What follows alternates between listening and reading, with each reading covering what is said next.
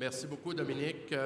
Merci. Je remercie d'emblée nos trois panélistes d'avoir accepté notre invitation. Je vais commencer par présenter notre première panéliste, Sarah Champagne, journaliste au Devoir. Sarah s'est penchée sur l'immigration et les différents maillons de la chaîne alimentaire. Elle a écrit beaucoup sur les pesticides et l'environnement aussi. Et puis, après avoir réalisé des reportages dans 16 pays sur 4 continents, Sarah maintenant se concentre sur des enjeux plus locaux, plus au niveau du Québec. D'ailleurs, c'est pour ça qu'elle a publié une série d'articles sur l'immigration depuis plusieurs années. Donc, elle a d'ailleurs remporté le grand prix du jury Judith Jasmin pour son implication sociale dans toute la question des travailleurs étrangers temporaires et évidemment pour sa collaboration au documentaire Essentiel. Donc, Sarah va nous dresser un portrait global de la place qu'occupent les travailleurs étrangers temporaires au Québec. Michel Pilon, qui a fait le tour du Québec dans le cadre des réunions régionales, directeur du RETMAC, dont la mission est d'offrir des services d'accompagnement en matière de défense, au niveau de l'immigration, la santé, l'éducation, la francisation pour les travailleurs étrangers temporaires. Elle a milité dans plusieurs associations étudiantes, syndicales aussi. Elle a été président de son syndicat pour les hôtels Holiday Inn dans la région de Montréal. A fondé avec quelqu'un qu'on a bien connu aussi, Michel Chartrand, la FATA, donc la Fondation pour l'aide aux travailleurs accidentés. Et puis, Michel va nous partager son expérience terrain, évidemment, dans la défense des travailleurs et des travailleuses étrangers temporaires. Et puis, le dernier, Ronald Carval, un métallo, section locale 94-71. Il est métallo depuis 11 ans, travaille chez Manac en Beauce, environ 700 travailleurs. Donc, eux, ils fabriquent des remorques et des fourgons. Il travaille comme monteur mécanicien. Il est impliqué comme secrétaire financier aussi dans sa section locale. Il va nous parler, évidemment, Ronald est passé par le programme des travailleurs étrangers temporaires et à travers les 12 travaux d'Astérix a obtenu sa citoyenneté canadienne cette année. Donc, Ronald va nous parler de son expérience. Voilà.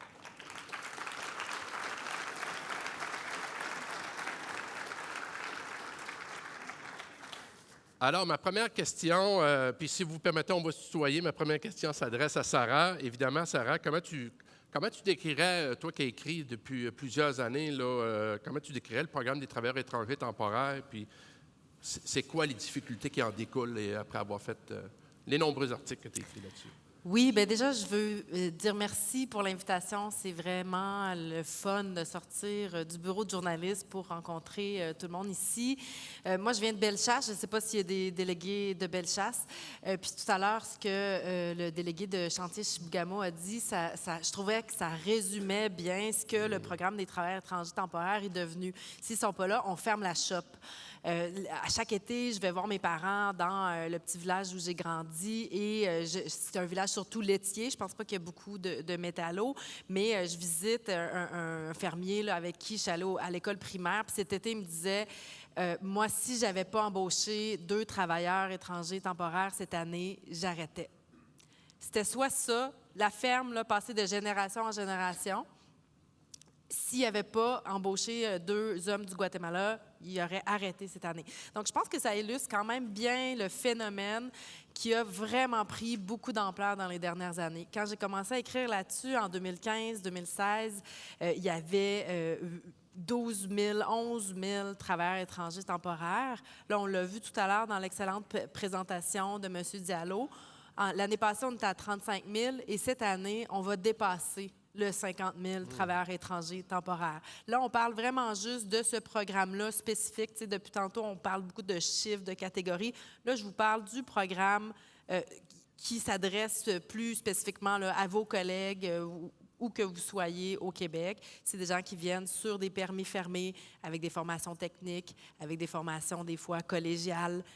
Donc, on parle vraiment de ces gens-là. 50 000, plus de 50 000 sur des permis fermés, travailleurs étrangers temporaires, ça veut dire que ça dépasse cette année le nombre d'immigrants permanents qu'on va recevoir. Donc ça, c'est vraiment la tendance.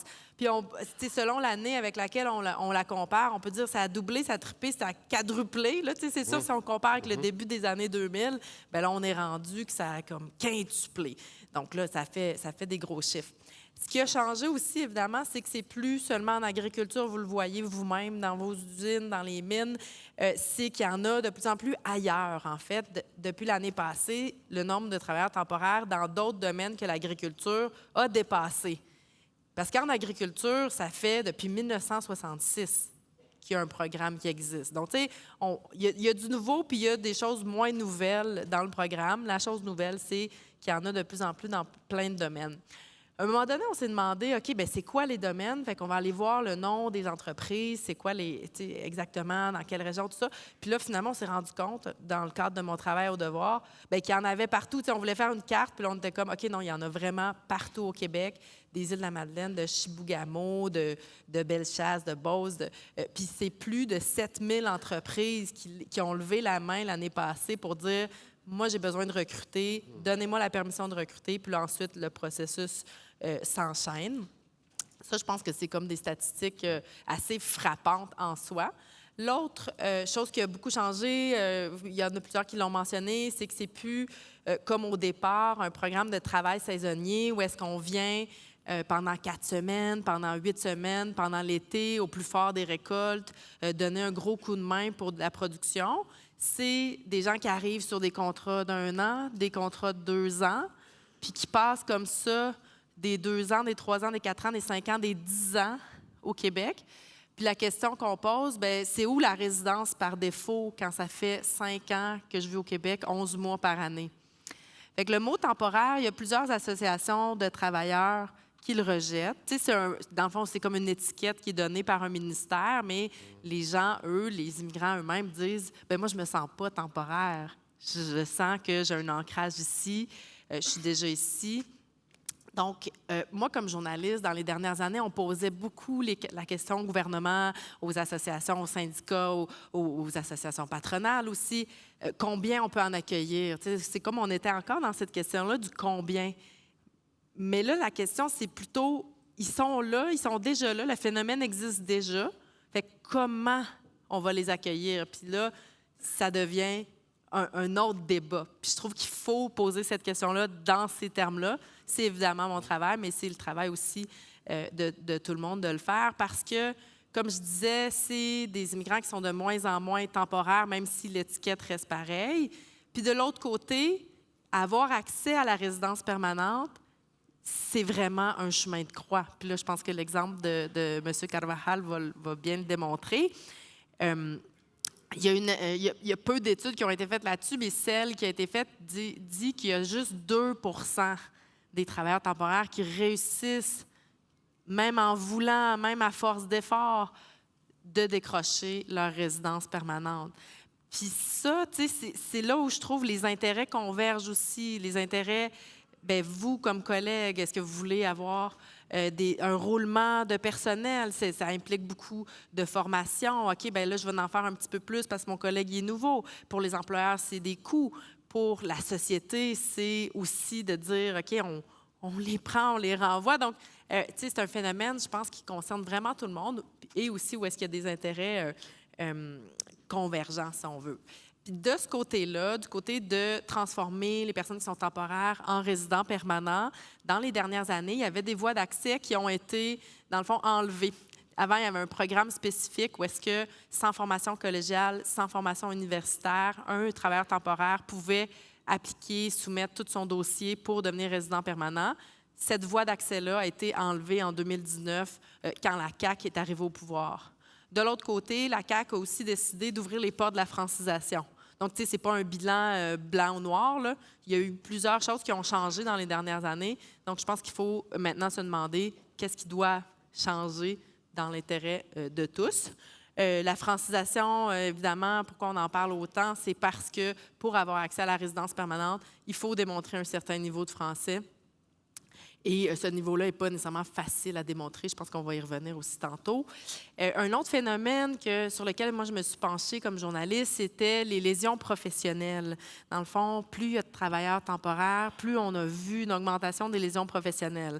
Donc, si on dit, OK, il y a 3 fois plus de travailleurs temporaires, mais il y en a 5 fois plus qui se blessent, bien, nécessairement, on se pose la question, est-ce que c'est parce qu'ils sont plus à risque? Est-ce que c'est parce qu'on les met dans des postes où est-ce que les risques de lésions professionnelles, soit blessures ou maladies professionnelles, sont plus élevés? Fait que ça, je pense que c'est une question importante aussi à se poser du point de vue sociétal. Ben voilà, je pense que j'ai fait le tour. Je ne sais pas s'il y a des questions plus spécifiques. On va avoir l'occasion de retoucher aussi plusieurs éléments. Merci beaucoup, Sarah. Michel, de ton côté, puis je t'inviterai évidemment à réagir aux propos de Sarah, mais de Bien ton sûr, côté, toi qui vois la défense des travailleurs temporaires depuis plusieurs années, c'est quoi le constat que tu fais des conditions de travail puis des conditions de vie là, sur le terrain? Pour dire, je ne sais pas si le monde m'entend, oui? Ça va? OK, merci. Pour dire ce que Sarah dit en lésion professionnelle est un très bon exemple. Avant que le RATMAC existe, en 2016, les travailleurs avaient peur de faire des réclamations à la CNSST. Ils ont des permis fermés, hein? Donc 6 mois de remand, puis l'employeur souvent demande « pas besoin de déclarer ça, il n'y a pas de problème, ça va aller ». Sauf les gros, là, bien sûr, quand c'était des gros accidents de travail, il n'y a pas trop le choix que de le déclarer. Mais on a estimé que tout près de 60 des travailleurs ne réclament pas actuellement, les travailleurs temporaires, leur lésion professionnelle. Alors moi, je les représente devant les tribunaux souvent, puis des fois, il y a des séquelles, malheureusement, et je les représente là-dessus. C'est ce qui m'affecte le plus, la question de leurs droits ici au Québec. Droit, bien sûr, à la santé, c'est quand même quelque chose de primordial. Combien de fermes que j'ai vues, les travailleurs n'avaient même pas de carte d'assurance maladie, bien que le programme prévoit que l'employeur doit aller chercher la carte d'assurance maladie. Combien de fois, moi, j'ai été prendre des travailleurs, aller les mener à l'hôpital parce qu'ils étaient malades, puis il n'y avait pas de carte d'assurance maladie, c'est le RATMAC qui payait pour 1 200 $ pour l'urgence. Il fallait chercher la carte, on se faisait rembourser par la suite, là, mais j'ai vu à maintes reprises de ce genre de situation-là qui, à mon avis, n'a pas de sens pour il y a une obligation de le fournir. Oui, il y a une obligation. Ces travailleurs-là, lorsqu'ils ont un permis temporaire, c'est prévu qu'ils ont droit à la carte d'assurance maladie aussi au Québec. Ils ont droit à la santé, à des services gratuits de santé. Ça aussi, c'est une des problématiques. Mais avant tout, moi, ce que je veux quand même amener ici aujourd'hui, parce que là, il y a eu de gros changements là, avec le rapporteur général de l'ONU qui est arrivé. Il y a aussi toute la question des compagnies de placement et de recrutement. Et ça, moi, je remets ça en cause. Au tout début du programme, lorsque le Mexique a eu une entente avec le Canada, avec le PTAS, qu'on appelle à l'époque, les travailleurs saisonniers, c'était une agence gouvernementale canadienne qui s'occupait, avec une agence gouvernementale mexicaine qui s'occupait de faire venir les travailleurs. Le gouvernement fédéral a donné ça au privé. Et là, ce qui se passe, c'est que juste au Québec, on parle de 1 200 compagnies de recrutement et qui chargent malheureusement aux travailleurs souvent les problématiques. Je vais vous donner un exemple. Au Guatemala, actuellement, un Guatémaltèque, pour obtenir le droit de venir travailler au Québec, doit payer 20 000 quinzales, ce qui est l'équivalent de 4 000 $. Quand vous savez qu'un travailleur guatémaltèque gagne entre 9 et 11 $ par jour, 4 000 $, ils ne l'ont pas. Ils vont le prendre avec des Shylock, dans le fond, avec des prêts usuriers qui est à 10 % par mois. Souvent, ils partent avec 4 000 $ de dette, puis ils doivent payer 7 000 $ à la fin de la saison. Et pour un travailleur temporaire, c'est beaucoup d'argent. Il y a eu des problématiques là, qu'on a pu, nous, évaluer. Et à chaque fois, moi, j'ai parlé des travailleurs guatémaltèques que j'ai défendus. Ils m'ont tous dit qu'ils ont dû payer pour venir ici. Il y a eu d'ailleurs une émission à enquête. On a vu des travailleurs temporaires qui ont payé jusqu'à 11 000 $ pour pouvoir venir au Canada. Ça, c'est un problème. C'est un problème certain, à mon avis. Il faut être capable de régler ça une fois pour toutes, que ces travailleurs-là n'aient pas à payer. Ça, c'est ce qu'ils payent dans leur pays. C'est ce qu'ils payent ici aussi. Hein? Il y a des avocats véreux, malheureusement, qui vont leur exiger, bien sûr, des sommes d'argent et qui ne devraient pas, à mon avis, donner. D'ailleurs, les employeurs payent, en principe, pour les faire venir ici. Alors, comment ça se fait qu'on leur fait payer encore plus? Alors, ça, c'est un réel problème. L'autre problème que j'ai vu, puis moi, ça fait depuis 2009 là, que je travaille avec ces travailleurs-là à Saint-Rémy. Ça a commencé à Saint-Rémy à l'époque. Maintenant, on touche tout le Québec parce qu'on est à l'aéroport de Montréal. On accueille ces travailleurs-là maintenant. On a un bureau à Québec, Chicoutimi. On a des bureaux partout maintenant. Ce qui nous donne, bien sûr, et avec 24 employés maintenant au niveau du RATMAC, où on les défend directement devant les tribunaux, normes du travail, santé, sécurité, accident de travail. Donc, ça fait partie un peu de ce qu'on fait. C'est 578 dossiers actifs actuellement au RATMAC. L'autre problématique, permis fermé. Et là, ça fait des années que moi, je me bats et je dis, puis je l'affirme depuis des années que c'était de l'esclavagisme moderne, que ces permis fermés-là, parce que ça a amené, puis je pense que si, pour ceux qui ont vu la facture, il y a eu une émission complète sur Jean Lemay, un peu comment lui utilisait comme faire de la traite humaine, tout simplement, ces travailleurs-là. Il y a 2 ans, d'ailleurs, dans le film Essentiel avec Sarah, elle était venue d'ailleurs rencontrer ces travailleurs-là à l'hôtel. On les avait sortis de chez Jean Lemay. Malheureusement, c'est de la traite humaine qui se fait. Et c'est pas juste M. Jean Lemay. J'en ai vu partout au Québec ce type de situation-là, où l'employeur disait, par exemple, et je vais vous donner un bon exemple, d'ailleurs, je te l'ai donné ce matin, cet exemple-là, un employeur qui vient dire que j'ai payé pour ces travailleurs-là, ils m'appartiennent. C'est exactement le terme qu'il avait dit. Alors, en plus, il disait, parce que moi, j'étais devant une médiatrice de la CSST, il disait, vous savez, ils ont peut-être travaillé 12 heures, mais ça en avalait 8. Fait qu'ils payaient 8 heures. C'est exactement ce que... alors, c'est ça, c'est de l'esclavagisme, point à la ligne. Et ces travailleurs-là se ferment la boîte. Ils ne contesteront pas parce qu'ils ont carrément peur de se retrouver avec un billet d'avion, avec un retour directement, sans jamais pouvoir revenir au Québec. Alors, le permis fermé, c'est vraiment un problème sérieux. Le 2 septembre dernier, le RATMAC, le CTI, PINAI, CATI et Amnesty International, on a rencontré le rapporteur général. J'ai 2 de mes travailleurs qui sont venus témoigner devant lui le 2 septembre dernier. Et le 6 septembre, le rapporteur a fait un rapport préliminaire très clair. Il dit formellement que le permis fermé, c'est de l'esclavagisme moderne et que ça va en l'encontre de la Convention internationale sur la traite humaine que le Canada a signée. Alors, cet après-midi, d'ailleurs, à 3h30, je vais être à la Chambre des communes où je vais être interrogé par les députés et je vais donner ma façon de penser aussi sur ce programme-là. Alors, voilà.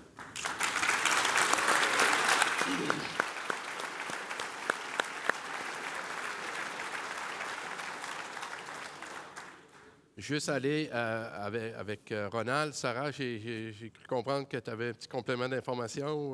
Oui, bien, en fait, c'est parce que c'est toutes des choses qui ont évoqué plusieurs éléments que je voulais mentionner. Tu sais, on parle souvent du permis fermé, mais c'est vraiment le permis avec le seul employeur qui est dessus. Comme journaliste, ça m'est arrivé souvent d'écrire les travailleurs temporaires étrangers ont les mêmes droits que les travailleurs québécois, ce qui est vrai dans les conditions de travail, mais qui n'est pas vrai dans les faits parce qu'ils ne peuvent pas, en fait, changer d'employeur. Donc, je pense que c'est ça.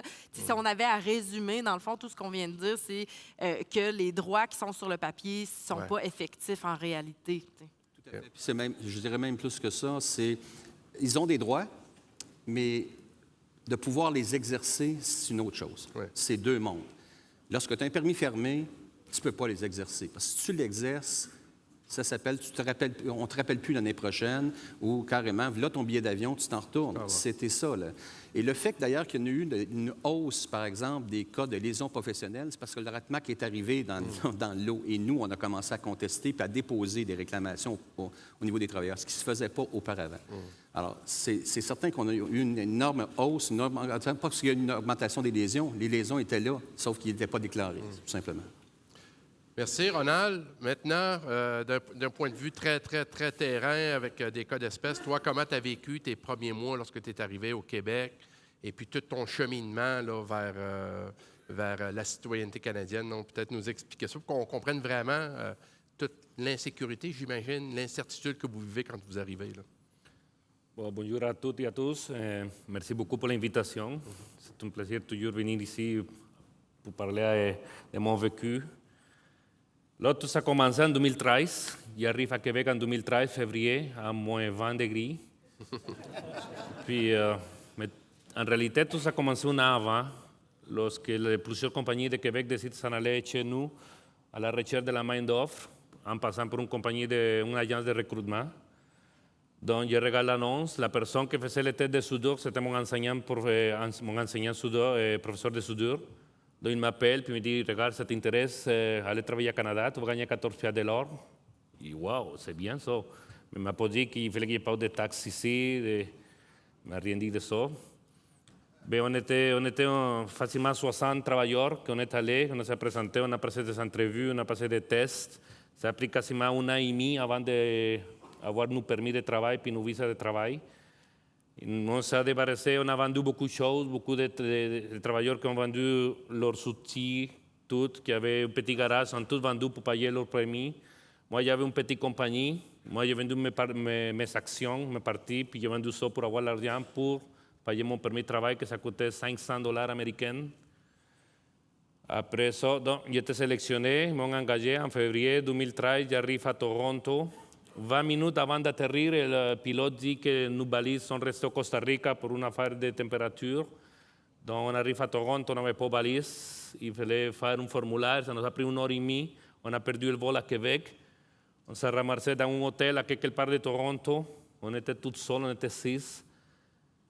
Puis on avait peur de perdre l'autre vol le lendemain, donc on n'a même pas dormi. Ça vient passer, on arrive à Saint-Georges. On arrive à Québec, on s'est fait accueillir pour la compagnie, puis un intervenant. Il y avait un travailleur, un Québécois qui parlait l'espagnol. On arrive en Beauce, on se fait... il nous amène dans un logement, on était dans un an et demi. Ça nous coûtait 350 piastres par mois, puis on gagnait 350 piastres par semaine. Donc on arrive, puis la semaine d'après, il fallait payer le loyer. Donc le premier salaire, c'était pour payer le loyer. Si on voulait Internet, ça coûtait 5 piastres de plus, donc on n'avait pas les 5 piastres de plus cette semaine. On n'avait pas Internet pour se communiquer. On n'avait pas de cellulaire comme à l'époque, on n'avait pas de cellulaire. Pour appeler nos familles, il fallait marcher à moins 20 degrés, 5-10 minutes jusqu'à arriver à la première couche-tard, acheter la carte d'appel. C'est facile, tu achètes la carte d'appel, c'est pas compliqué, tu fais des signes, tout ça de même, mais quand tu arrives au téléphone, puis tu commences, ça part tout en français. Donc, comment tu fais pour appeler? C'est pas évident, c'est une bataille. Donc, ça arrivait comme ça, pas mal, mon arrivée à Québec. Je suis arrivé avec un permis de travail de 12 ans. Je l'ai renouvelé juste une fois. J'étais sudomonteur, mais on envoyait les papiers de renouvellement comme... J'étais assembleur à l'époque, mais on envoyait comme sudomonteur. Donc, le gouvernement refuse le permis, puis m'arrête de travailler. Il me fait rencontrer pour la compagnie un matin, puis il me dit, Ronald, ça ne marche pas ton permis. Ils l'ont refusé à cause de ça, puis il faut que je t'arrête de travailler tout de suite. Ça peut prendre de 2 à 3 mois à avoir ton nouveau permis. Donc, pendant 2-3 mois, il n'y avait aucun revenu. J'étais allé faire une demande de chômage, mais ils l'ont refusé à cause de mon permis de travail était expiré.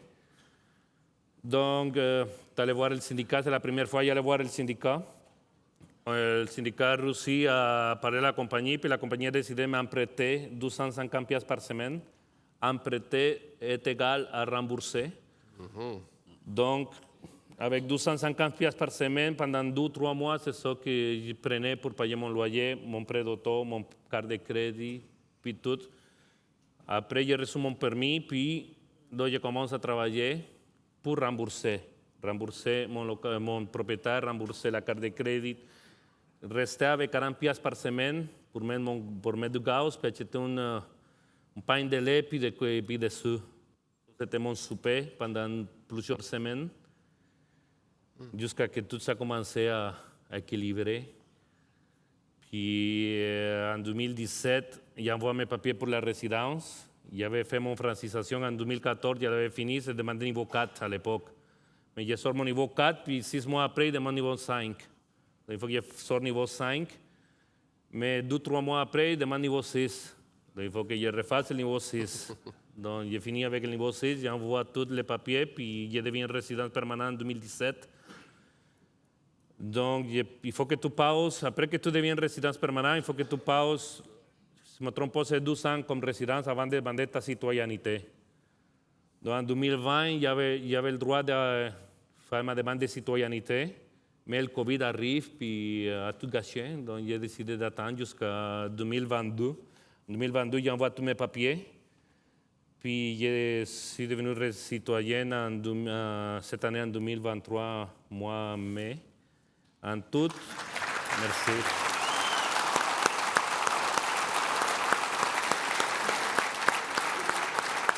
Merci. En toute la résidence, ça m'a coûté 3000 piastres. Une chance, j'étais célibataire. La citoyenneté, c'est drôle, mais ça coûte moins cher. Ça m'a coûté environ 1200. J'ai des collègues de travail que la résidence permanente avec la famille, ça la coûte 5000, 6000 piastres. Et problème de la francisation, ils vont à l'école, mais décident là aussi à l'école. Parce que c'est des travailleurs qui finissent à 5 heures du matin, 3 heures du matin, puis il faut se lever à midi. Là, on n'est pas des adolescents là, pour aller à l'école comme ça, oublie ça. Donc, qu'est-ce qu'ils font? Payent pour passer le test. Le test linguistique de français, ça coûte 300 piastres pour 2 tests. Et un travailleur qui l'a fait 8 fois, ce test-là. On parle de 2400 piastres. Et on compose sa résidence, puis le reste de papiers à payer, parce qu'il faut que tu payes des tests médicaux, ton droit de résidence, plus le formulaire. Alors, c'est l'argent. À chaque fois, comme il dit, il y a des travailleurs qui arrivent ici avec une dette déjà là-bas, dans leur pays, plus la dette qu'il faut payer, billets d'avion, choses d'affaires, à l'accueil, plus des papiers pour rester ici. Alors, c'est beaucoup d'argent. Et Ronald, en sous-question, tu avais, j'imagine, beaucoup de confrères et de consoeurs qui étaient avec toi. Eux, est-ce qu'ils ont poursuivi le chemin ou ils ont pris des chemins différents? Parce que toi, est-ce que tu es une exception dans la cohorte quand tu es arrivé au Québec? Non, il y en a plusieurs qui ont suivi mes pas, qui ont devenu résidents permanents, puis citoyens aussi, mais sont très peu. Ouais. Très peu à différents. Tu regardes la quantité de travailleurs étrangers, parce que quand je suis arrivé, on était 19-20. Là, il y en a 200 travailleurs étrangers à la compagnie. Puis, le problème, c'est ça le français. Ils vont lâcher beaucoup l'école, puis c'est ça. Moins que tu lâches l'école, là, on dit le temps passe. Il y a des travailleurs, ça fait 6-7 ans qu'ils sont ici, puis ils ne parlent pas français encore. Puis ils décident d'aller faire passer le test, mais qu'est-ce qu'ils font? C'est donner l'argent seulement parce que pour 2-3 points que tu n'as pas, les 400 points que ça prend pour niveau 8, tu ne l'as pas, puis il faut que tu le repayes encore. Merci, Ronald. Michel et Sarah, en complément, est-ce que vous avez quelque chose, que ça suscite d'autres choses par rapport au témoignage de Ronald? Bien, la question du niveau 7 qui était demandé auparavant était un problème. Beaucoup de travailleurs, par exemple, guatémaltèques, sont canchiquels, par exemple. Ce sont des Autochtones qui viennent là-bas. Ils ne savent ni lire ni écrire. Alors, et beaucoup de ces travailleurs-là veulent venir ici, là, et ils apprennent le français, bien sûr, au niveau linguistique. Ils réussissent quand même à développer un bon niveau de français. Je sais que la ministre, actuellement, là, est en train de changer ça. On est hâte de voir ce que ça va donner. Comme on lui a parlé, il y a la question des cours de français. Qu'est-ce qu'on fait avec un travailleur agricole qui travaille 12 puis 14 heures par jour? Quand est-ce qu'il va prendre son cours de français? Malgré tout, ces travailleurs-là veulent venir ici, veulent amener leur famille ici. Je regarde le RATMAC à Québec. On a fait une clinique de francisation à Québec. Il y a entre 40 et 60 travailleurs tous les dimanches qui viennent apprendre le français. Leur seule journée de congé? Leur seule journée de congé. Ils viennent l'apprendre, ils veulent apprendre le français. Alors, il va falloir que les cours de français se fassent sur les lieux de travail et que Mme la ministre là, paie pour les heures de travail que ces travailleurs-là n'ont pas, qui, bien sûr, au niveau de l'employeur, bien sûr, qui laisse l'espace aussi pour qu'ils puissent apprendre le français. Tant aussi longtemps qu'on ne fera pas ça, là, on ne réussira pas à leur apprendre le français. Il va falloir des heures prévues sur les heures de travail, surtout pour un travailleur agricole, par exemple, qui travaille entre 12 et 14 heures par jour. Et c'est ça la situation. Moi, des travailleurs agricoles, là, ça travaille 80. J'ai vu des chèques de 104 heures dans une semaine. Alors, ça vous donne une bonne idée, là. C'est énorme. C'est énorme. C'est impossible d'étudier à travers ça. C'est impossible. Impossible. Okay. Impossible, en tout cas, du moins, d'atteindre le niveau de français exigé par le gouvernement du Québec. Si ça reste dans le cadre actuellement, là, où les travailleurs travaillent 80, puis 90, puis 100 heures par semaine, là, ça n'a aucun sens. Merci, Michel. Sarah? Oui, bien, la francisation, même quand on a le temps, on ne part pas avec toute la même capacité d'apprendre une autre langue, avec la même facilité. Là, on sait, il y en a qui sont bons dans les langues étrangères, il y en a qui sont moins bons. Il y avait pendant longtemps des critères aussi par rapport au programme pour les travailleurs agricoles au Mexique. C'était carrément dans les critères pour rentrer dans le programme de ne pas avoir fait plus que 3 ans d'études à l'école secondaire. Donc, on disait d'un côté, il ne faut pas que tu ailles étudier, puis de l'autre côté, si vraiment tu veux devenir permanent, bien, il faut que tu ailles à l'école, que tu apprennes le français. Puis, c'est énormément d'heures. Là. Moi, justement, je suis un groupe de francisation qui est au niveau 1, puis ils s'assoient 7 heures par jour, 5 jours par semaine pour atteindre, finalement, en dedans d'1 an, ils vont peut-être atteindre le niveau qui est demandé par le gouvernement. Je voulais aussi dire que le test de français qui a été mentionné par M. Carvajal, c'est un test qui est fait en France. Donc, tous les extraits qui sont audio, c'est de l'accent français. Moi, je suis allée passer le test comme journaliste pour constater, en fait, bien, comment il est fait, c'est quoi les questions. Puis j'ai trouvé ça, il y avait des questions clairement, là, tu sais, tordues, je dirais, que moi qui ai toujours été bonne à l'école puis qui est bonne en français à cause de mon métier, j'avais du mal à répondre. Donc, j'imagine si on n'est pas quelqu'un qui est porté vers les études, qui est manuel, tu sais, c'est quand même, on dirait, un fossé entre la réalité et ce qu'on voudrait. Tu sais, je pense qu'en général, au Québec, il y a un fort consensus pour le français, mais encore là, comment on le fait? Puis, tu sais, il y a quand même eu des propositions intéressantes, autant de la part des syndicats que de la part des partis patronales, comme quoi est-ce qu'on pourrait moduler par rapport au vocabulaire spécifique, dans le fond, qui est qu'on a besoin dans un emploi. Tu sais, est-ce qu'on pourrait avoir une formation pour, disons, tel corps de métier, bien, ils ont besoin d'avoir ce vocabulaire-là. Donc, essayer d'être plus spécifique, finalement, dans le requis, là, le critère de français. Oui, Michel? Bien, un autre aspect aussi qu'il faut... un des critères aussi, ces dernières années, peut-être point au Costa Rica, mais au Mexique et au Guatemala, on exigeait que ce soit des pères de famille avec des enfants dans les pays. Pourquoi, vous pensez?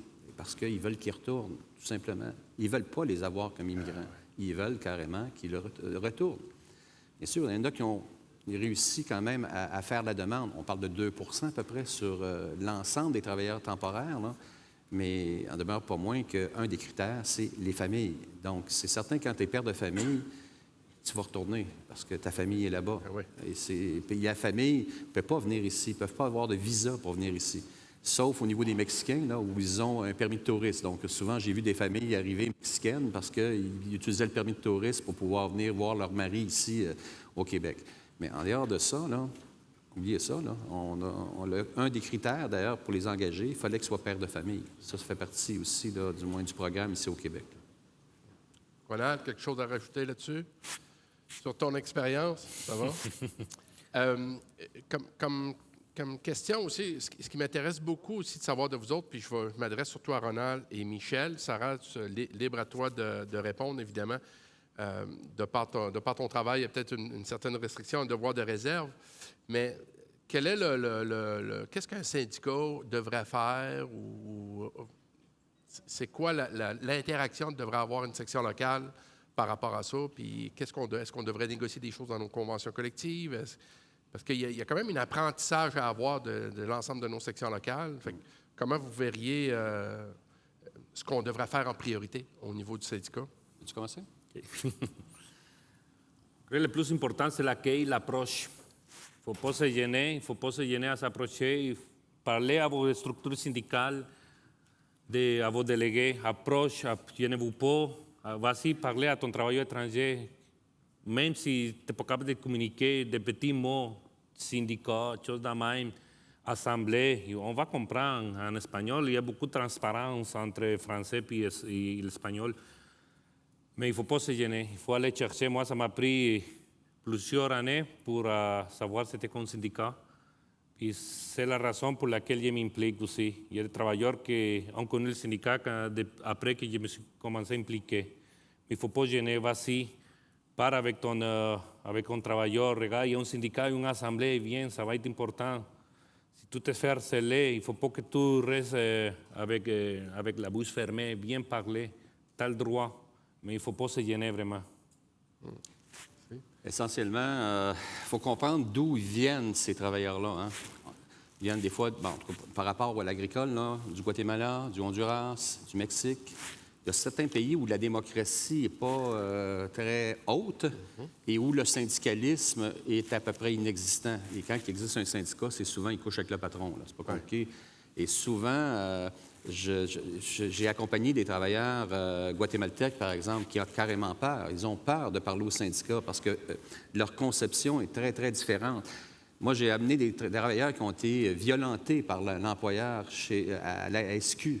Ils avaient peur de la police. Ils avaient peur de la police parce que la police, chez eux, là, c'est une autre histoire. Là. Ça s'appelle « donne-moi quelque chose, puis m'a t'aider Oui, ». Il y a de la sinon, corruption. il y a beaucoup de corruption dans leur pays. Alors, dans le fond, le monde syndical, ici, il faut leur expliquer. Moi, j'appelle ça de l'éducation populaire. Les prendre, les accueillir comme de fait, leur présenter c'est quoi le syndicat. Et trouver des leaders là-dedans. Trouver des leaders importants. Quand on voit qu'il y en a un qui ressort, bien, le prendre, le former, l'inclure dans vos instances syndicales. Et lorsque vous avez un leader, là, je peux vous dire, lui, il va faire la job avec le reste du monde. Ils vont les convaincre. Ils sont très solidaires entre eux. Alors, il faut vraiment pouvoir et bien sûr les former et leur faire comprendre c'est quoi le syndicalisme au Québec, qui est un syndicalisme combatif comparativement dans leur pays. C'est la seule manière, et c'est l'accueil et la formation, moi, ce que j'appelle l'éducation populaire, à faire avec eux pour leur présenter le monde syndical ici au Québec. C'est la seule manière que vous allez pouvoir les intégrer. Et je peux vous dire que du moment où ça va être fait, je peux vous dire que vous allez avoir un syndicat très fort. Alors, c'est des gens très solidaires entre eux. Oui, je vais quand même...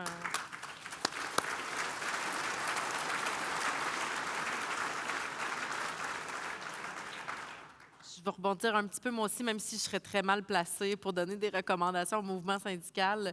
D'une part, comme Michel le disait, historiquement, les syndicats en Amérique latine, mais aussi aux Philippines, parce qu'il y en a des travailleurs des Philippines aussi dans les usines, ils n'étaient peut-être pas combatifs, mais quand ils l'étaient, il y a eu des grèves qui ont été réprimées dans le sang. À l'heure où on se parle, au Pérou, il y a des manifestations.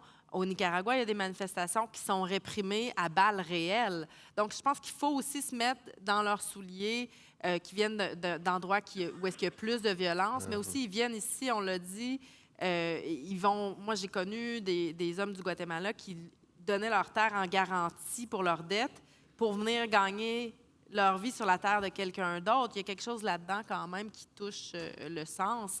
Je pense aussi, je veux donner un petit exemple de socialisation, là, parce que je pense que c'est ça que Ronald disait, la socialisation. Je suis allée au Mexique rencontrer des travailleurs agricoles, encore une fois, qui s'en venaient au Québec. Puis il y en avait un monsieur de 62 ans, avec son beau chapeau mexicain assez traditionnel et tout, et qui racontait à quel point il aimait le programme, à quel point il aimait le Québec. Ça faisait 30 ans qu'il venait sur la même ferme, avec le même patron.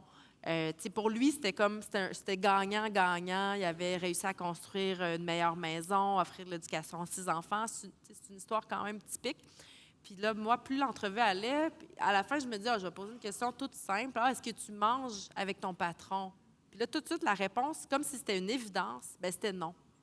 C'était non. Ça fait 30 ans qu'on travaille ensemble, puis on s'adore, en tout cas selon ses dires, mais on ne socialise pas. Fait que, moi, je trouve que c'est un exemple qui illustre aussi le besoin de réseau social. C'est des gens qui viennent, puis ça, c'est les travailleurs qui le disent. Il y a une étude aussi qui a été faite qui disait, beaucoup disent, on vient ici pour travailler, mais finalement, on n'est pas pris dans notre aspect complet d'humain. On n'est pas juste des travailleurs, au fond. Voilà. Michel? Je vais peut-être dire juste un point. Il faut prendre... Il y a peu de femmes, il y a quand même quelques femmes qui viennent aussi, puis sont souvent, là je pense à Fraisbeck par exemple, là, où c'est surtout des femmes qui ramassent des petits fruits et qui se font encore plus exploiter parce qu'ils sont femmes et en plus, bien sûr, on les restreint énormément. Il faut comprendre une chose, c'est que c'est des travailleurs, puis il y a des travailleurs là-dedans, comme Edine par exemple, qui travaillent 11 mois et demi ici par année, qui voient leur famille seulement 2 semaines. C'est ça la situation. Puis pour moi, ça c'est de la torture purement et simplement. C'est pas normal qu'un père de famille ne puisse pas voir ses enfants et sa conjointe pendant 11 mois et demi de temps, puis qu'il a la chance de les voir seulement lors de ses vacances pendant 2 semaines. Et là, je ne vous parlerai même pas de la pandémie, parce qu'à la pandémie, ils ne pouvaient pas même pas retourner dans leur pays à cause de la pandémie, parce qu'ils disaient, si tu t'en retournes, bien là, malheureusement, on ne pourra pas te rappeler. Il y avait ce type de situation-là. On renouvelait tout de suite leur contrat, mais ils étaient obligés de rester ici malgré... Alors, c'est pas normal pour moi que des pères de famille comme ça quittent leur famille puis qu'ils n'ont pas la chance de les voir pendant 11 mois et demi de temps. Ça ne fait pas des familles fortes, je peux vous dire. Là. Ouais. Il y a beaucoup de taux de divorce, d'ailleurs, chez ces travailleurs-là. Puis avec raison, tu ne crées pas une famille en étant très loin de la famille, là, tout simplement. Ronald, c'était quoi ta perception du syndicat quand tu es arrivé? Est-ce que tu connaissais les syndicats comme tels? Puis comment est-ce que tu as fait pour aller les voir? Puis comment ça s'est passé? Au début, je dis qu'on ne connaissait rien, comme on disait ici tantôt. Chez nous, les syndicats, vraiment, c'est pour le gouvernement. Le syndicat chez nous s'appelle ressources humaines.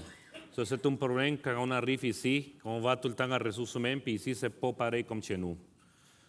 C'est pour ça que, autre chose, une problématique, c'est le mot grief. Nous, on va mêler beaucoup ce mot grief avec le mot greffe. Donc, ils vont avoir peur parce que tu dis, fais un grief, mais ils pensent que c'est un greffe. Parce que donc, c'est une bonne problématique, une bonne chose à expliquer aux travailleurs la différence de ces deux mots-là. Puis les inviter à faire des griefs aussi. Arrêtez d'aller aux ressources humaines, viens nous voir, c'est la procédure et c'est nous qu'on est là pour te défendre. Moi, le syndicat, comme je te dis, quand j'ai eu mon problème de permis de travail, c'est la première fois que je suis allé voir pour m'aider. Puis aussi, j'ai vu que moi, je n'ai pas eu l'information que j'aurais aimé avoir quand je suis arrivé. Avoir quelqu'un astrologue, je suis délégué.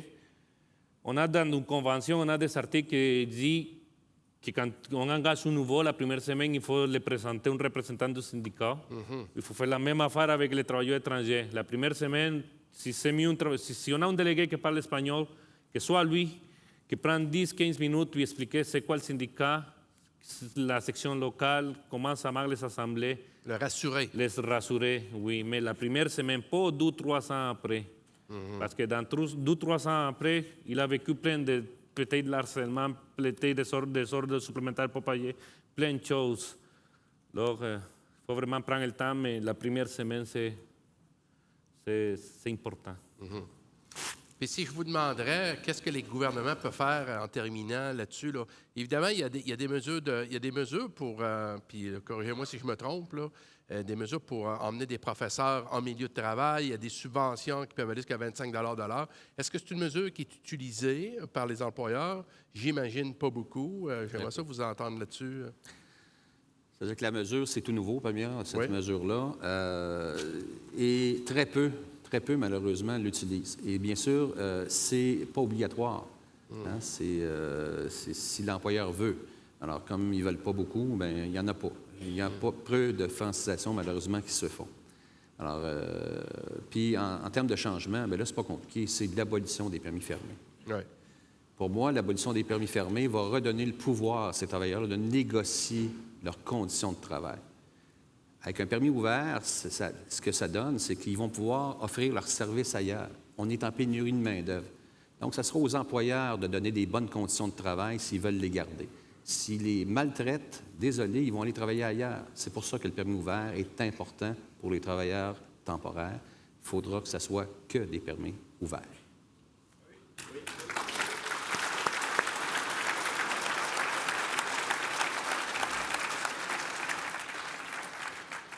Complément d'information avant d'aller aux périodes de questions. Y a-t-il quelque chose que vous aimeriez rajouter que vous n'avez pas eu l'occasion de faire?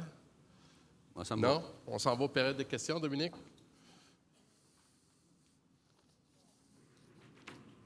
Oui, microphone Guy, microphone numéro 1.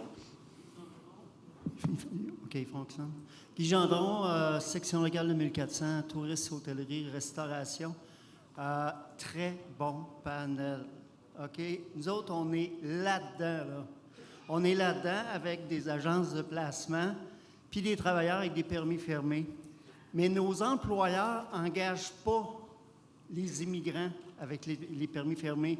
Ils laissent les travailleurs dans les agences. Ce qui fait en sorte, ça fait l'affaire de l'employeur. Il n'y a aucune responsabilité. Quand on se plaint, OK, il dit, bien, c'est pas moi l'employeur, c'est l'autre. J'ai même une place où, qu'avant, on avait quasiment 80 travailleurs temps partiel, temps plein.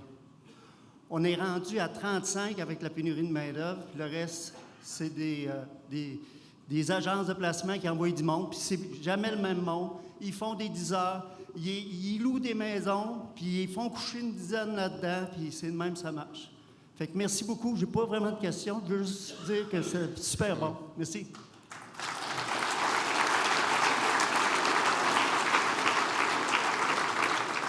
Microphone numéro 2. Bonjour, confrères et consoeurs. Michael Huard, vice-président du local 9602, Ciment Sainte-Mary's à Port-Daniel. Je tiens à vous remercier pour le panel. Ce fut très informatif. J'ai une question à vous trois. Avez-vous des suggestions de clauses, d'articles à ajouter dans une convention collective pour protéger nos travailleurs étrangers, nos travailleurs étrangers temporaires? Je peux peut-être répondre. J'ai rencontré d'ailleurs Magali Picard avec Guillaume Lavoie. Ils sont en train de préparer pour les conseils syndicales, là, je ne me souviens plus comment ça s'appelle, là, mais ils vont tous se rencontrer pour éventuellement proposer des clauses, justement, à l'ensemble des syndicats de la FTQ. C'est une problématique. Ils payent des cotisations, ces travailleurs-là, mais on ne les protège pas parce que les conventions collectives ne sont pas adaptées à leur situation. Alors, il faudra, oui, arriver avec des clauses et tenir mordicus lors de la prochaine négociation avec vos employeurs que ces clauses-là soient dans vos conventions collectives afin de les protéger. Essentiellement, ces travailleurs-là, ce qu'ils demandent, c'est d'être renouvelés. Oui. Et pas avoir, bien sûr, ce que j'appelle l'aspect discriminatoire de l'employeur où l'employeur, dans le fond, fait ce qu'il veut en disant, bien, c'est un permis fermé, donc c'est un permis à durée déterminée, donc il a terminé son contrat, moi, je ne le renouvelle pas. Alors, il va falloir dire, bien, pourquoi tu ne le renouvelles pas, d'avoir une cause juste et suffisante, telle qui est prévue, par exemple, à l'article 124 de la Loi des normes du travail, mais au moins prévoir dans vos conventions collectives un droit à ces travailleurs-là de contester le non-renouvellement de leur contrat de travail. Merci. Juste.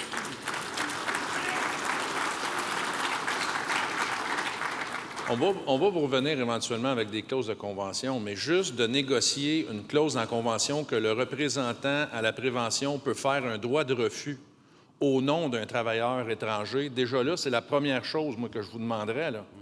Eux, pensez-vous, même nos membres ont peur des fois de faire un refus de travail, ont peur de la réaction du boss. Imaginez un travailleur étranger temporaire qui ferait un droit de refus. Bien, crime, c'est à nous à les protéger. Fait que déjà, d'avoir ça, d'avoir le contrat aussi. Les employeurs ne veulent pas nous donner les contrats. On est le seul agent négociateur. Faites des griefs là-dessus. Ceux qui en ont dans vos milieux de travail, là, on est le seul agent négociateur. On veut avoir le contrat.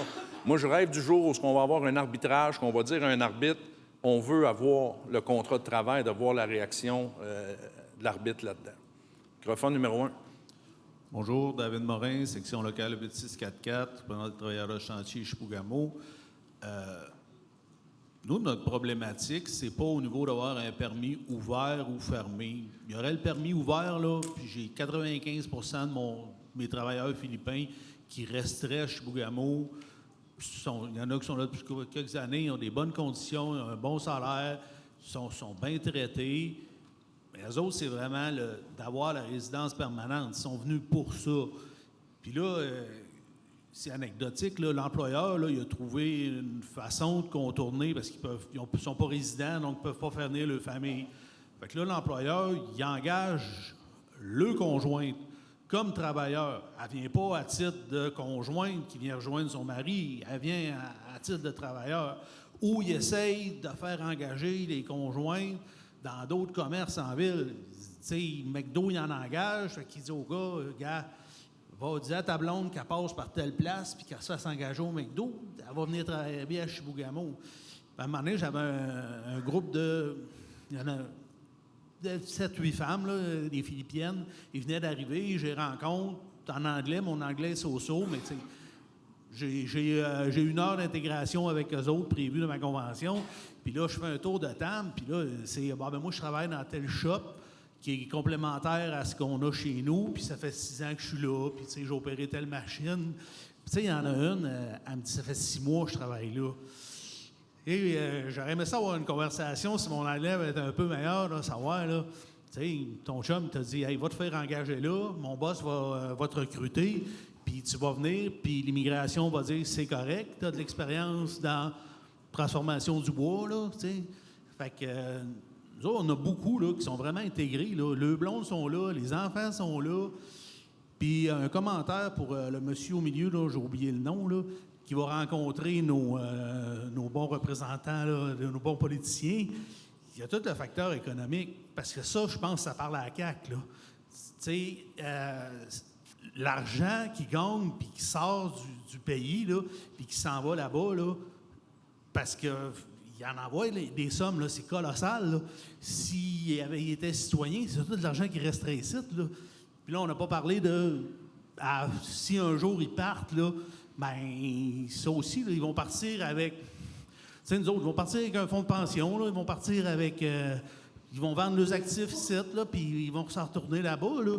Fait que le facteur économique, là... puis moi, c'est pas vraiment le facteur du permis ouvert ou fermé, c'est... faut qu'ils deviennent résidents permanents, puis c'est ça qu'on veut. Merci.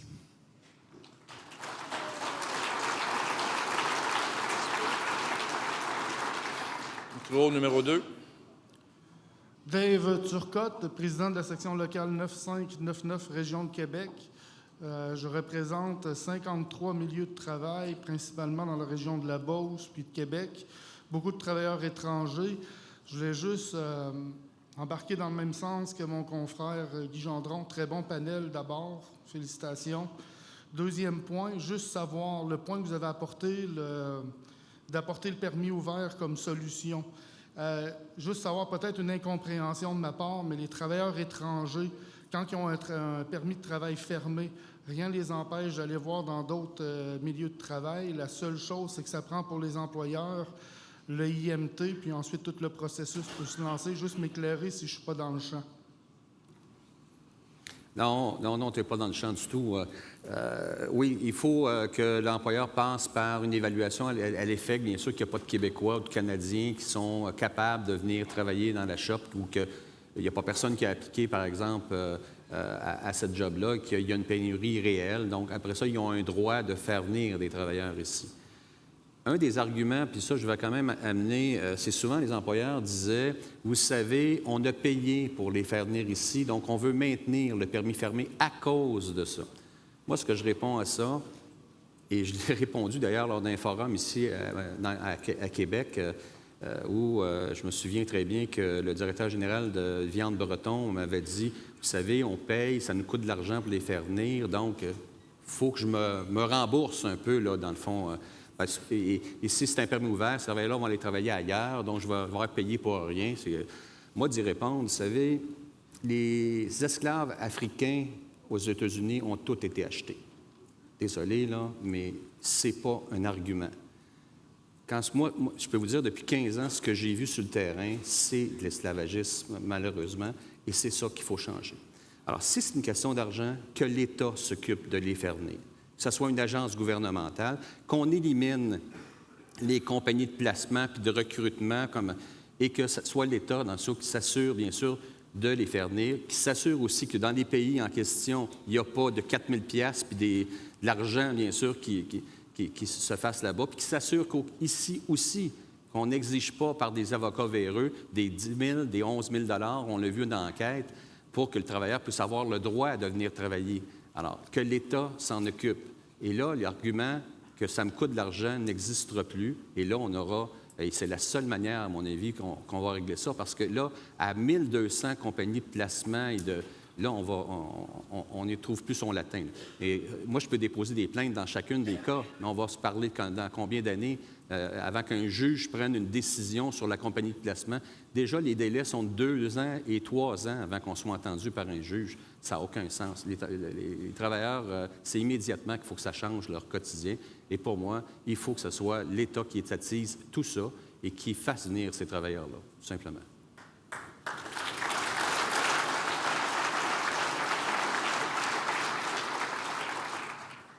Je voulais juste revenir, ça marche, oui.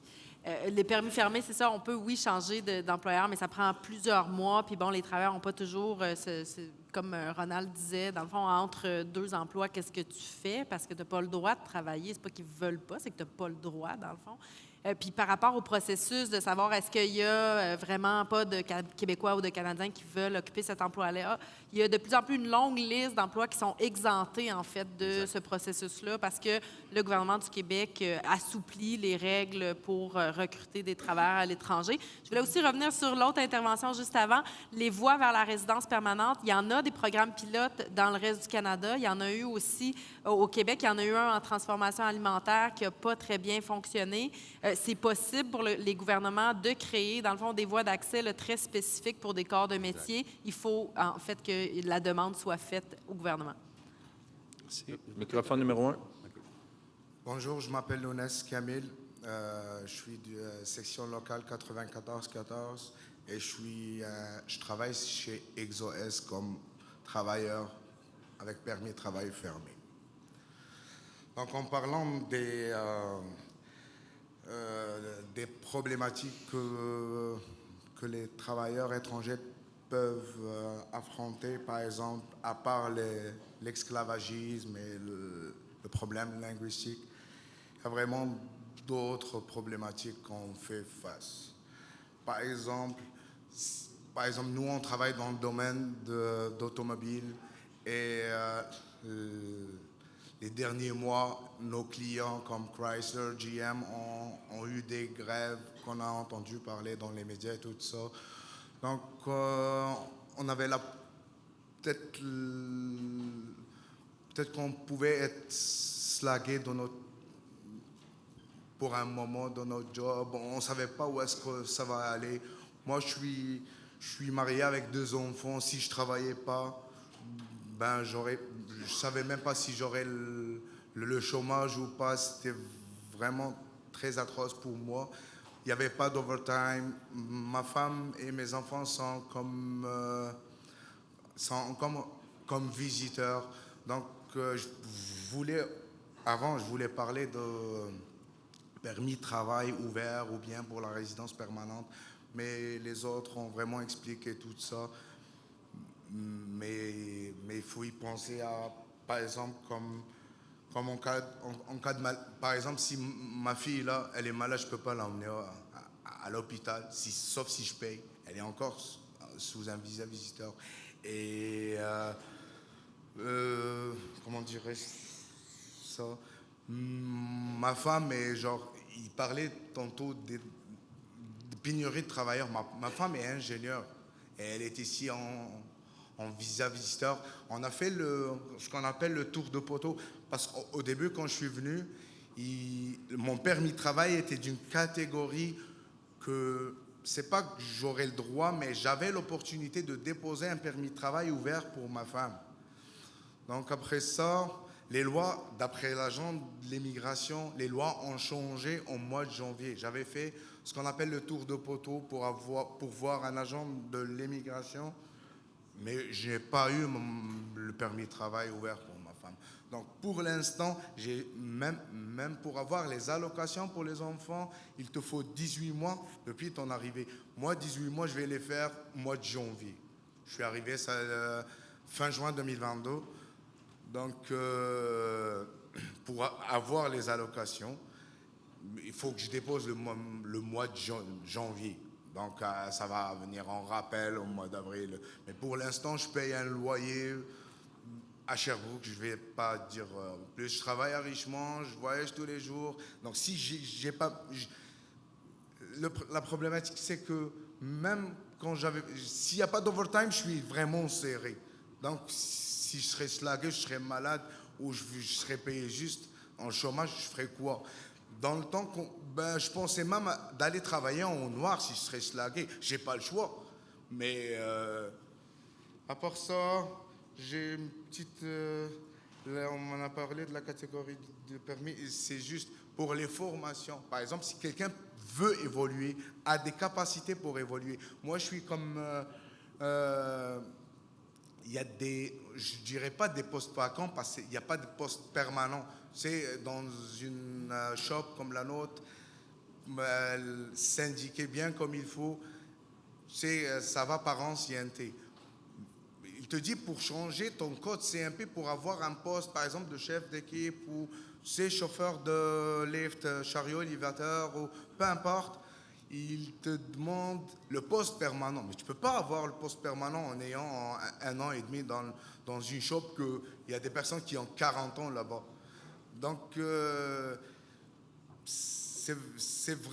on est vraiment limité. Même si on veut évoluer, on veut donner plus, ben, tu ne seras pas motivé. Merci beaucoup. Merci.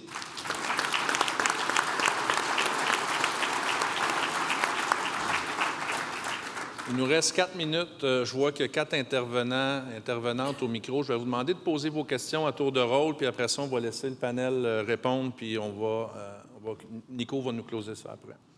Donc, microphone numéro 2. Sonia Charette, section locale 4796. C'est un commentaire de Mme Champagne qui m'amène beaucoup de questionnements parce qu'on a vu tantôt, quand on a eu la présentation de l'économiste, que le besoin de main-d'œuvre est vraiment pour les niveaux avec les emplois avec peu de scolarité. Et là, vous nous avez dit d'entrée de jeu, en commençant tantôt, qu'il y avait des chemins qui existaient pour justement ces personnes-là qui n'avaient pas un haut niveau de scolarité afin d'obtenir une permanence permanente. Puis là, vous nous dites que ce chemin-là, il est fermé, qu'il n'y a plus de possibilités. Fait que là, ça m'amène plein de questionnements. Il y a de quoi qui ne fonctionne pas là-dedans. Fait que est-ce que syndicalement ou comme individu, il y a des choses qu'on aurait pu faire pour permettre de garder ces programmes-là qui seraient bons pour nos travailleurs étrangers? Merci, Sonia. Microphone numéro 1. Robert Roy, section locale 6254, Métallo-Sept-Îles. Ma question est la suivante. Comment ça se fait qu'un gouvernement, dans une société évoluée comme la nôtre, le Canada étant pas un pays émergent, je pense, a pu laisser passer une loi comme ça? De faire venir du monde d'ici, qui ne reste pas ici, puis qu'on tient, excusez-moi l'expression, ça fait 2 fois que je m'en sers cette semaine, qu'on tient par les couilles, dans toutes les façons, dans tous les sens du terme, outre que pour satisfaire les besoins des boss de faire plus d'argent, puis de payer ces gens-là, puis de ne pas lui donner de conditions. Comment ça se fait qu'une société comme la nôtre, dite évoluée, laisse faire des affaires comme ça?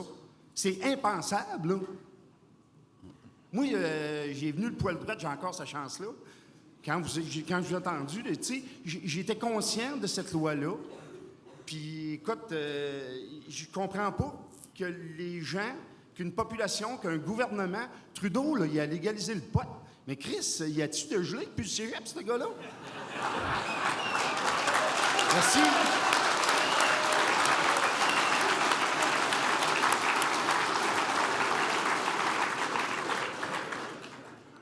Merci, Robert.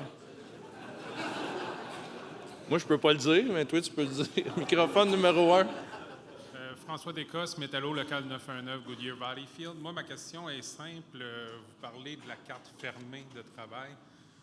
Puis, pour devenir citoyen permanent, il faut avoir le test de francisation. On ne pourrait pas obliger, ou les syndicats faire une pression pour obliger le gouvernement de demander aux employeurs de fournir des formations durant les heures de travail aux immigrants pour forcer l'employeur de dire, regarde, vous allez rémunérer votre monde, vous avez besoin d'eux, donc vous allez les forcer, pas les forcer, mais vous allez les outiller à apprendre le français durant les heures de travail puis avec des formations payées. Merci. Vous répondre ou voulez-vous répondre? Oui, je vais répondre très vite à la première question. Les voies d'accès, oui, pour les personnes qui n'ont pas de formation, ont été fermées en 2019. Le gouvernement a promis au printemps dernier d'ouvrir certaines autres voies d'accès, mais on attend encore que le règlement soit écrit et publié en ce sens-là. Et on nous l'a promis en 2024, en principe, là. On est hâte de le voir.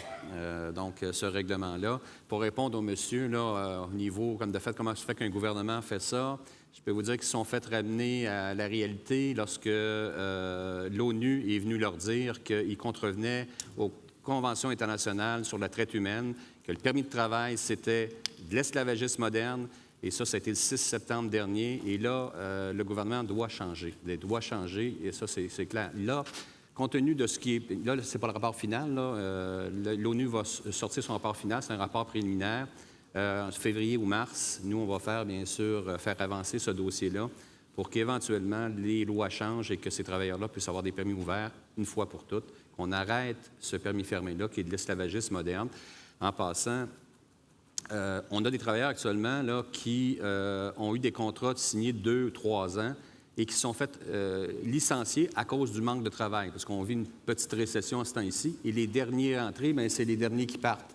Alors, qu'est-ce que vous voulez qu'on fasse avec un permis fermé d'un travailleur qui a été licencié? Il ne peut pas travailler nulle part ailleurs. Il y a un sérieux problème de ce côté-là. On les place dans des situations financières absolument épouvantables. J'ai plein de cas actuellement au RATMAC là-dessus, où on essaye de voir... On a réussi à avoir l'assurance-emploi malgré le permis fermé, parce qu'il a fallu contester aussi ces aspects-là. En demeure pas moins que souvent, ils se retrouvent plus souvent qu'autrement les premiers qui vont être mis à pied lorsqu'il y a un manque de travail. Alors, c'est pour ça que le permis ouvert, s'ils avaient des permis ouverts, bien, au moins, ils pourraient aller travailler ailleurs, tout simplement. Mais là, pour l'instant, avec le permis fermé, ils ne peuvent pas travailler là. On les place dans des situations épouvantables. Et souvent, comme dit, ils vendent leurs affaires chez eux. Eux autres s'en viennent ici, là. Alors, retourner chez eux, oubliez ça, là. Donc, ils se retrouvent vraiment... Ils ont des familles là-bas aussi à nourrir. Ça devient un sérieux problème, ça aussi. Alors, de là, l'idée même d'abolir les permis fermés, puis que ce soit des permis ouverts. Ronald, dernier point ou... Un petit... quand tantôt qu'on parlait de la convention collective, les clauses, tout ça, ce serait pas pire d'avoir une clause de maintien de salaire au moment que le permis de travail est refusé à cause de l'employeur qui a pas fait sa job et le travailleur se ramasse 2, 3, 4 semaines, 6 semaines sans aucun revenu parce qu'il n'a pas le droit de chômage. Ce serait pas pire d'avoir un maintien de salaire, que l'employeur paye son salaire 90%, peu importe, là, mais... Ce serait pas pire comme clause aussi. Merci, Ronald. Bien, écoutez, en conclusion, là, je pense qu'il y a quelques pistes d'action. Évidemment, la question d'accueillir nos membres, c'est fort important. Je pense que Ronald en a parlé, même si ce n'est pas toujours facile, il peut y avoir la barrière de la langue, mais ne serait-ce que d'avoir un contact pour les rassurer les gens. Tu sais, des fois, de se mettre à la place de ces gens-là, puis dire, on peut-tu s'imaginer aller travailler dans un autre pays, puis pas avoir beaucoup de personnes à socialiser, puis de ne pas avoir de repères? Je pense que ça nous aiderait un peu à cheminer l'ANDEP et aller les rencontrer, aller à leur rencontre. Je pense qu'il faut investir là-dessus. La francisation en milieu de travail, fort importante durant les heures de travail. On a expliqué, il y a des modalités financières. Mais tu sais, j'en reviens à quelque chose. Nous, tu sais, on va avoir des résolutions là-dessus, puis on va avoir des choses à faire comme direction du syndicat des métallos, presser les gouvernements, faire des pressions pour légiférer. Mais vous, ce que vous contrôlez, ce que nos sections locales contrôlent, c'est qu'à travers nos renouvellements de conventions collectives, on peut se mettre des clauses pour avoir les contrats, des clauses pour obliger la francisation sur les heures de travail. Ça, c'est fort important. Il faut savoir les modalités dans lesquelles ces travailleurs-là sont apportés ici. Fait que vous avez le pouvoir de changer les choses. Des petites victoires à l'intérieur de vos renouvellements de conventions collectives. Il faut rétablir les garde-fous. Fort important.